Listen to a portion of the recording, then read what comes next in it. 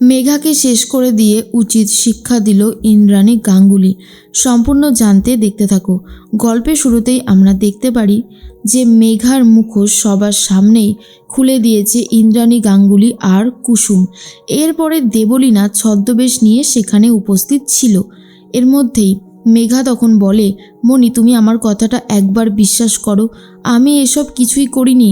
কুসুম আমার নামে জাস্ট মিথ্যে কথা বলছে। ইন্দ্রাণী গাঙ্গুলি বলে, তুমি কি করতে পারো আর কি পারো না সেটা আমি খুব ভালো মতো জেনে গেছি মেঘা। বারবার আমি মানুষ চিনতে ভুল করেছিলাম, আর সেটা এখন হাড়ে হাড়ে বুঝতে পারছি। আমি ঈশানের বিয়ের সময়ও দেবলীনাকে চিনতে ভুল করেছিলাম, আয়ুষের বিয়ের সময়তেও আমি তোমাকে চিনতে ভুল করেছি, কিন্তু আর এই ভুল হবে না। ভুল শোধরানোর সময় চলে এসেছে। তখনই অফিসার বলে, এই যে মেঘা দেবী, এবার চলুন, আপনাকে আমরা অ্যারেস্ট করছি।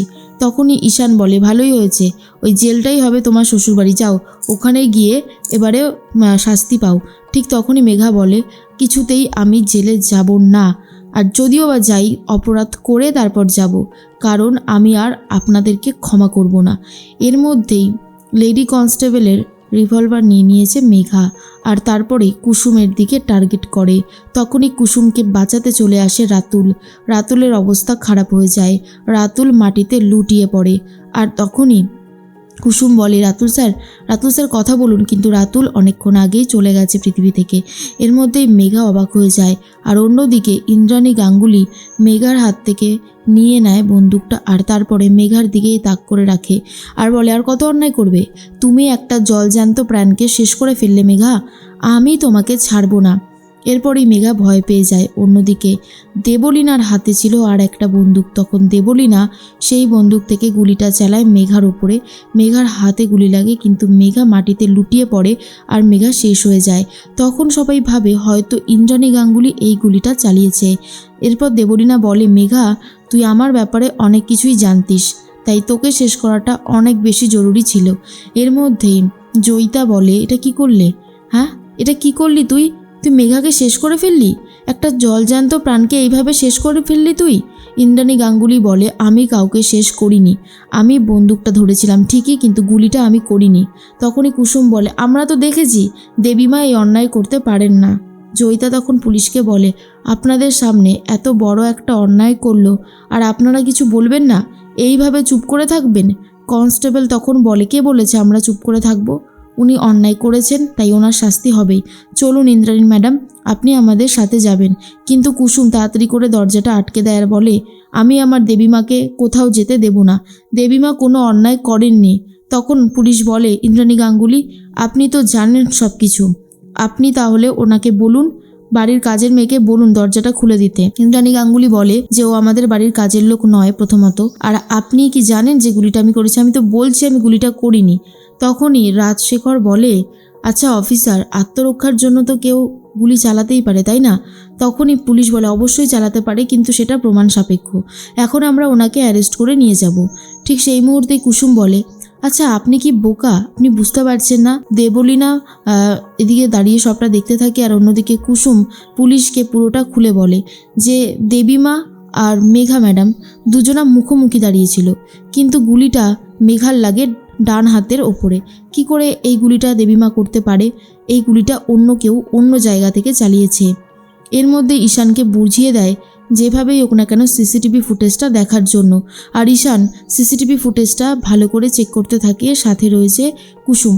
তারপরেই দেখতে পায় যে দেবলীনা এই কাজটা করেছে, পুলিশকে দেখিয়ে দেয়। আর পুলিশ তখন বলে, ঠিক আছে ইন্দ্রাণী গাঙ্গুলি, আমরা আপনাকে অ্যারেস্ট করলাম না, কিন্তু এই কেসের সুবিধার জন্য আপনাকে যখন খুশি ডাকবো আপনাকে কিন্তু আসতে হবে। তখন ইন্দ্রাণী গাঙ্গুলি বলে, নিশ্চয়ই যাব অফিসার। এর মধ্যে জয়িতা বলে, আমার মেয়ে এই কাজ করতে পারে না। তখন ঈশান বলে, আপনার মেয়ে যে ঠিক কী কী করতে পারে সেটা আমরা ইতিমধ্যেই জেনে গেছি। আপনি তো মা, আপনি জানেন না আপনার মেয়ে ঠিক কী করতে পারে আর কি পারে না? এর মাঝখানেই পুলিশ বলে, দেবলীনাকে এখন ধরতে হবে। অন্যদিকে রাতুল পৃথিবী থেকে চলে গেছে। রাতুলের জন্য ভীষণই মন খারাপ কুসুমের। কুসুম বলে, আপনার জন্য আমি কিছুই করতে পারলাম না রাতুল স্যার, কিন্তু আপনি আমাকে বাঁচিয়েছেন, আমাকে একটা নতুন জীবন দিয়েছেন। ভাবলেও অবাক লাগে যে আপনি আর এই পৃথিবীতে নেই। আপনি যে কতটা ভালো মানুষ সেটা প্রমাণ করে দিয়েছেন। এর মধ্যে ইন্দ্রাণী গাঙ্গুলিরও মনটা খারাপ হয়ে যায় আর বলে রাতুলের দেহের সৎকার করতে হবে। তখন সবাই মিলে ব্যবস্থা করছে। এর মাঝখানেই ঈশান একটা ফোন কল পায়, আর সেই ফোন কলে বারবার করে ইশিকা নিজেকে বাঁচানোর কথা বলতে থাকে আর বলে আমাকে বাঁচাও ঈশান, আমার পক্ষে আর বেঁচে থাকা সম্ভব হচ্ছে না। এরপর ফোনের লোকেশনটা পাঠিয়ে দেয় ইশিকা। অন্যদিকে ইন্দ্রাণী গাঙ্গুলি কুসুমকে বলে জানি কুসুম, তোমার খুবই মন খারাপ হচ্ছে আর এটাই হওয়াটা স্বাভাবিক। আমি জানতাম যে রাতুল খুব ভালোবাসে তোমাকে, কিন্তু এইভাবে যে রাতুল শেষ হয়ে যাবে সেটা কখনোই বুঝতে পারিনি। এই মেঘার সাথে আয়ুষের বিয়ে ঠিক করার পরিণতি ঠিক কতটা ভয়ঙ্কর হলো সেটা আমি বুঝে গেছি। এরপর তো মানুষকে কখনো ভরসার বিশ্বাসই করতে পারবো না। কুসুম বলে আসলে রাতুল স্যার খুব ভালো মানুষ ছিলেন, আজকে সে চলে গেছে, ওনার জন্য কিছুই তো করতে পারলাম না, তাই খুব মনটা খারাপ হচ্ছে। ইন্দ্রাণী গাঙ্গুলি বলে চিন্তা করো না, রাতুল যেখানে গেছে সেখানে ভালো থাকবে, ওর আত্মার শান্তি কামনা করি। এর মধ্যে ইন্দ্রাণী গাঙ্গুলি বারবার করে দেবলীনার কথাই বলতে থাকে যে এই মেয়েটা জেলে গিয়েও আমাদেরকে শান্তিতে থাকতে দিচ্ছে না, ওর পাওয়ার ঠিক কতটা সেটা আমি এখন ভালো মতন বুঝতে পারছি। এর মধ্যেই ঈশান চলে গেছে ইশিকা যেই লোকেশনটা পাঠিয়েছিল সেখানে। গিয়ে দেখে ইশিকা পড়ে রয়েছে, তাকে কেউ বা কারা মেরে দিয়েছে। আর ইশিকাকে বাঁচানোর চেষ্টাতে রীতিমতো অস্ত্রটা তুলে দিচ্ছিল ঈশান, কিন্তু সেই সময় পুলিশের গাড়ির আওয়াজ শোনা যায়। কিন্তু ঈশান বলতে থাকে আমি ইশিকাকে মারিনি, বারবার করেই একই কথা বলতে থাকে। এদিকে কুসুমের মনটা ছটপট হতে থাকে ঈশানের জন্য, আর ভাবে ঈশান স্যার অনেকক্ষণ আগেই বেরিয়েছেন, কিন্তু এখনও পর্যন্ত পাত্তা নেই। ঈশান স্যার কোথায় গেল? ঈশানকে ফাঁসানোর চেষ্টা করে ভবতোষ প্রামাণিক আর বলে তোমার কাছে দুটো অপশান খোলা আছে, হয় তুমি জেলে যাবে, না হলে তুমি এই জায়গাটাতে তোমার মাকে দিয়ে সাইন করাবে, তাহলেই তোমার মুক্তি আছে, না হলে তোমার মুক্তি নেই। ঈশান কি করবে? নিজেকে বাঁচাবে নাকি অন্যায়কে প্রশ্রয় দেবে সেটাই বুঝে উঠতে পারছিল না। কিন্তু সেখানে পৌঁছে যায় কুসুম। কুসুম গিয়ে সবটা শুনতে থাকে আর বুঝতে পারে ঈশান স্যার আবারও বিপদে পড়েছে, আর এই বিপদটা কতটা গুরুতর সেটাও বুঝতে পেরে গেছিল কুসুম। কিন্তু ঠিক করে যতই গুরুতর হোক না কেন ঈশানকে আর দেবীমাকে সে বাঁচাবেই। গাঙ্গুলি পরিবারের রক্ষা কবচ কুসুম। যতই ঝড় ঝাপটা বিপদ আসুক না কেন সে গাঙ্গুলি পরিবারের সামনে ঢাল হয়ে দাঁড়াবে।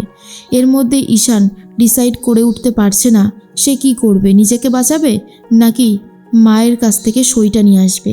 ভবতোষ প্রামাণিকভাবে মনে মনে ইন্দ্রাণী গাঙ্গুলি, তোমার বাড়ি থেকে একদিন আমি বিতাড়িত হয়েছিলাম, এবার দেখো তোমাদেরকে বাড়ি ছাড়া করব। কিন্তু রয়েছে কুসুম, কুসুম ঠিক করে সবটা প্ল্যান করে ঠিক করে দেবে।